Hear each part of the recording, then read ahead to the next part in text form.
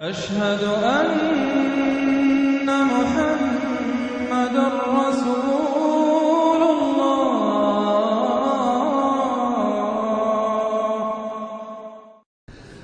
اعوذ باللہ من الشیطان الرجیم بسم اللہ الرحمن الرحیم اقرأ بسم ربک الذی خلق خلق الانسان من علق اقرأ وربک الاکرم الذی علم بالقلم علم الانسان ما لم يعلم صدق اللہ العظیم. رب اشرح لی صدری ویسر لی امری واحلل عقدۃ من لسانی یفقہوا قولی. اس سے پہلے کئی مرتبہ یہ عرض کیا جا چکا ہے کہ حضور پر جو پہلی وحی آئی تقریباً اجماع ہے اس پر کہ وہ یہ 5 آیات ہیں سورہ علق کی. آپ کی عمر شریف جب 40 برس کے لگ بھگ ہوئی، حضرت عائشہ صدیقہ رضی اللہ تعالی عنہا کی ایک روایت میں یہ ساری چیزیں موجود ہیں، تو خلوت گزرنی محبوب ہو گئی، غور و فکر کا غلبہ ہو گیا. پھر آپ غار حرا میں جا کر کئی راتیں کئی دن قیام فرما ہوتے تھے، اور شارحین حدیث کا اس پر اجماع ہے کہ وہاں آپ کیا کرتے تھے؟ کان صفت و تعبدہ فی غار حرا تفکر والاعتبار، غور و فکر، سوچ بچار. اسی میں پھر ایک دن فرشتہ آیا ہے. فرشتے کا آنا اور فرشتہ کیا لے کر آیا جس پر کہ اس نے یہ کہا اقرا، پڑھو، وہ ذرا بات ہے کہ جو ذرا پیچیدہ ہے سمجھنے کی ہے، وہ میں عرض کروں گا آپ سے. روایت یہ ہے کہ فرشتے نے کہا اقرا، تو حضور نے فرمایا ما انا بقاری. فرشتے نے اپنے ساتھ بھینچا لگا کر سینے کے ساتھ، پھر چھوڑ دیا، کہا کہو اقرا. حضور نے پھر کہا میں ما انا بقاری. تیسری مرتبہ پھر کیا. 3 مرتبہ کرنے کے بعد پھر یہ اقرا بسم ربک الذی خلق. تو اس میں میرے نزدیک وہ روایت صحیح ہے کہ یہ جو پہلی وحی آئی ہے یہ ما بین النوم والیقظہ، جبکہ آپ نیم بیداری اور نیم خوابیدگی کی کیفیت میں تھے، اور فرشتہ اس وقت ایک تختی پر لکھی ہوئی یہ آیات لے کر آیا تھا. ورنہ ظاہر بات ہے کہ آدمی پڑھا ہوا نہ ہو تب بھی اسی کی اپنی زبان میں کہا جا رہا ہو کہ یوں کہو، تو وہ تو کہنا مشکل نہیں تھا. 40 برس کی عمر تھی آپ کی، کوئی آپ بچے تو نہیں تھے. کوئی شے تھی کہ جس کو پڑھنا تھا. وہ جو پڑھنا ہے تو وہ اصل میں یہ اس عالم میں کہ جس کو آپ کہیں گے ما بین النوم والیقظہ، بیداری اور خواب کے بین کی کوئی کیفیت تھی جس میں کہ فرشتہ آیا ہے اور اپنی اصل ملکی شکل میں آیا ہے. اس لیے کہ پھر اس نے جب وہ بھی کوئی چیز لکھی ہوئی لایا ہے، روایتوں میں آتا ہے سونے کی تختی تھی جس پر یہ آیات لکھی ہوئی تھی، تو اس پر آپ نے کہا ما انا بقاری، میں تو پڑھا ہوا نہیں ہوں. اب بات اس کے ساتھ مطابقت رکھتی ہوئی ہے. لیکن پھر جو سینے کے ساتھ بھینچا ہے 3 مرتبہ، تو اس سے گویا کہ آپ کے اندر وہ استعداد پیدا ہو گئی. پھر آپ نے اس کو پڑھا. اور یہ میں یاد دلاتا ہوں کہ میں نے جب کہا تھا کہ جب دوسری وحی فترت کے بعد آئی ہے سورہ مدثر کی، تو حضور نے جب دیکھا تھا کہ اب یہ افق اعلیٰ پر یا افق مبین پر حضرت جبرائیل نظر آئے، کیسے پہچان لیا؟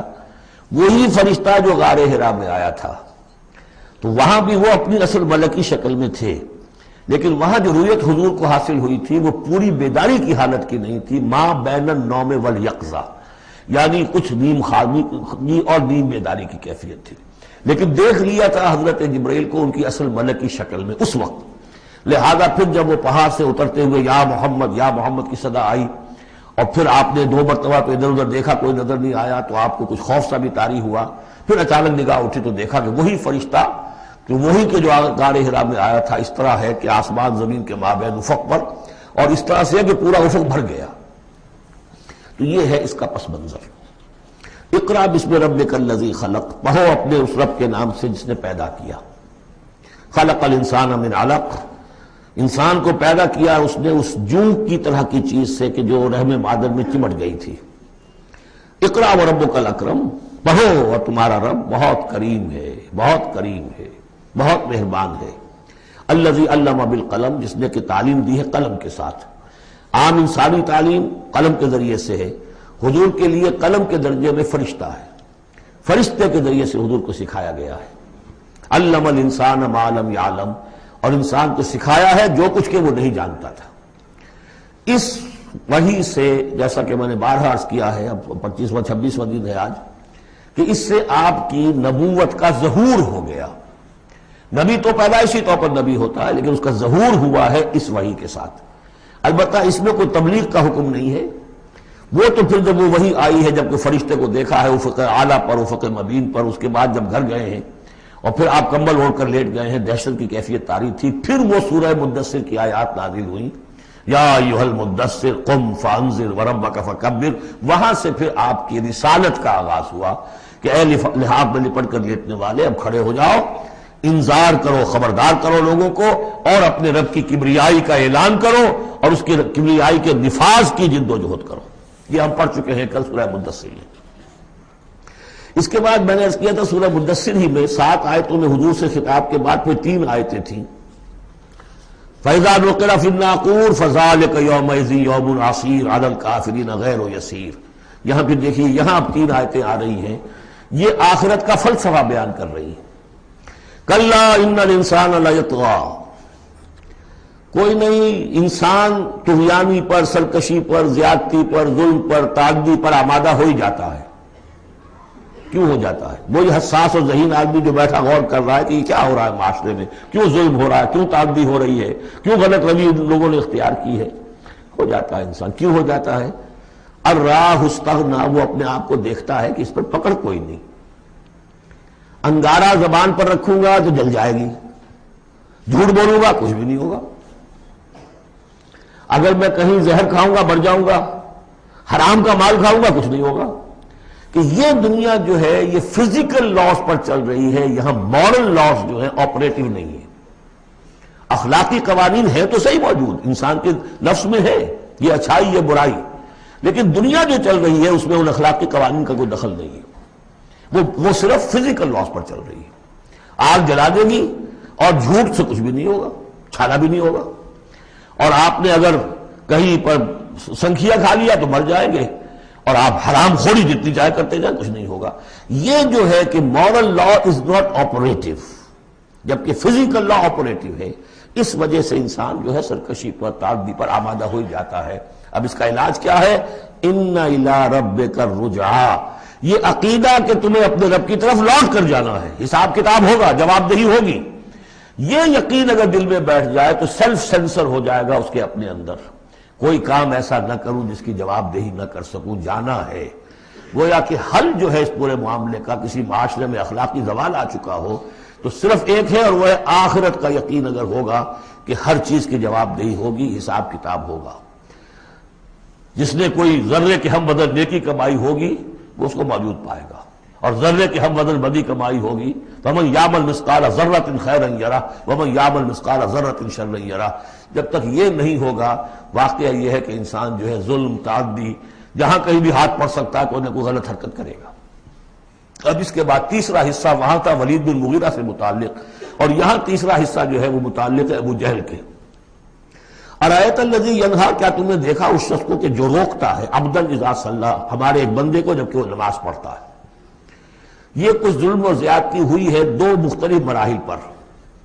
2 واقعات تو ہمیں ایسے ملتے ہیں کہ حضور کو نماز سے روکا گیا اور آپ کو ایذا پہنچائی گئی اور کوئی غیر معمولی واقعہ نہیں ہوا۔ ایک مرتبہ حضور صلی اللہ علیہ وسلم سجدے میں تھے تو بیٹھے ہوئے تھے دور پہ کچھ وہ جو ابو جہل اور اس کے ساتھی، انہوں نے کہا کہ کوئی ہے ذرا جو فلاں جگہ پر اونٹ ذبح ہوا، اس کی اوجڑی پڑی ہوئی ہے، وہ اوجڑی لا کے محمد کی گردن پہ رکھ دو جب یہ سجدے میں جائے۔ تو حضور سجدے میں گئے تو وہ اوجڑی لا کے، اونٹ کی اوجڑی بری ہوئی وہ لا کے رکھ دی، تو آپ سر نہیں اٹھا پا رہے تھے۔ پھر حضرت فاطمہ کو معلوم ہوا، وہ آئی ہیں دوڑتی ہوئی، پھر انہوں نے وہاں سے اس کو ہٹایا ہے، اور تو اس وقت ایک زیادتی یہ کی گئی، اس وقت کوئی غیر معمولی واقعہ نہیں ہوا، یعنی کہیں اللہ تعالیٰ نے پکڑا نہیں اسے۔ ایک موقع پر یہ ہے کہ حضور نماز پڑھ رہے تھے تو وہ آیا، اس نے آپ کی گردن کے اندر چادر ڈال کر اس کا ایک پھندا سا بنا کے کھینچا کہ آپ کی آنکھیں ابل پڑی۔ لیکن تیسرا واقعہ آتا ہے کہ ایک موقع پر حضور صلی اللہ علیہ وسلم نماز پڑھ رہے تھے تو اس نے ڈانٹا اور کہا کہ محمد میں نے تمہیں منع کیا مت نماز یہاں پڑھا کیا کرو، اور وہ پھر آگے بڑھا کوئی اقدام کرنے کے لیے پھر پیچھے ہٹ گیا۔ لوگوں نے کہا کیا ہوا؟ تو کہا کہ مجھے اپنے اور محمد کے درمیان ایک کھائی نظر آئی جس میں کوئی پروں والی مخلوق تھی، اور وہ میری ٹکا بوٹی کرنے کو تیار تھی، اس سے خوف کھا کر وہ پیچھے ہٹ گیا۔ تو مجھے جہاں تک محسوس ہوتا ہے وہ یہ ہے کہ جب تک تو حضور کو ابو طالب کی پروٹیکشن حاصل تھی، اس وقت تک کا معاملہ تو پہلے 2 واقعات ہیں، لیکن پھر جب آپ آئے ہیں اور طائف سے واپس آئے ہیں اور اللہ تعالیٰ کی طرف سے خصوصی پروٹیکشن آپ کو ملی ہے، اس کے بعد کا واقعہ وہ ہے کہ جس کا کہ یہاں تذکرہ ہو رہا ہے۔ ارأیت الذی ینہا، کیا تم نے دیکھا اس شخص کو جو روکتا ہے، عبدن ہمارے ایک بندے کو، اذا صلی، جبکہ وہ نماز پڑھتا ہے۔ ارأیت ان کان علی الہدی، کیا تم نے غور کیا اگر وہ شخص ہوتا ہدایت پر، یہی ابو جہل ہدایت کے راستے پر کاربند ہوتا، او ہمارا بالتقوی، یہ ہمت والا آدمی ہے، جرت والا آدمی ہے، بخیل نہیں تھا، اس نے یہی کہا تھا کہ بنی ہاشم نے اگر لوگوں کو، غریبوں کو کھانے کھلائے، ہم نے ان سے بڑھ کر کھلائے، ابھی تک تو ہم کندھے سے کندھا ملا کر آ رہے، وہ بخیل نہیں تھا۔ پھر جری تھا، بہادر تھا، میدان جنگ میں گیا ہے، لیڈ کیا ہے لشکر کو اپنے، اور جب گردن کاٹنے لگے تھے تو کہتا تھا نیچے سے کاٹنا تاکہ نیزے کے اوپر چڑھاؤ گے تو معلوم ہو کہ اونچی گردن ہے کسی سردار کی گردن ہے۔ تو یہ چیزیں اس کے اندر تھیں، مرد میدان تھا۔ لیکن یہ ہے کہ وہ جو صدق بالحسنی والے معاملے پہ آ کے مار کھا گئے۔ لیکن یہ کہ اگر یہی شخص ایمان لے آیا ہوتا، ہدایت پر ہوتا، تقویٰ کی تعلیم دیتا، تو آپ سمجھیے پھر کیا ہوتا، گویا کہ ایک اور عمر فاروق مل گیا ہوتا اس امت کو۔ بالکل ان کی شخصیتوں کے اندر بڑا پیرلل انداز ہے۔ حضرت عمر بھی لڑنے بھڑنے والے آدمی، کشتیاں کرنے والے آدمی، ادھر سے جا رہے ہیں اس کو دھکا دے رہے ہیں، اس مزاج کے آدمی تھے۔ لیکن یہ کہ بہرحال ان میں وہ چیز موجود تھی کہ بخل نہیں اور بزدلی نہیں۔ ان دو چیزوں کے بعد جو ہے پھر یہ کہ تصدیق بالحسنی کے لیے اللہ تعالیٰ نے ایک راستہ کھول دیا ان کے لیے، تو ان کے وہ عمر فاروق بن گئے۔ اس لیے کہ دعا کی تھی محمد رسول اللہ نے۔ ارأیت ان کذب وتولی، کیا تم نے سوچا کہ اس نے جو جھٹلایا ہے، منہ موڑ لیا ہے، الم یعلم بان اللہ یری، کیا یہ جانتا نہیں کہ اللہ دیکھ رہا ہے؟ کلا لئن لم ینتہ، ہرگز نہیں، اگر یہ باز نہ آیا، لنسفعا بالناصیہ، ہم گھسیٹیں گے اس کی چوٹی کے بال پکڑ کر، ناصیۃ کاذبۃ خاطیہ، یہ پیشانی کہ جو خطا کار ہے، جھوٹی ہے۔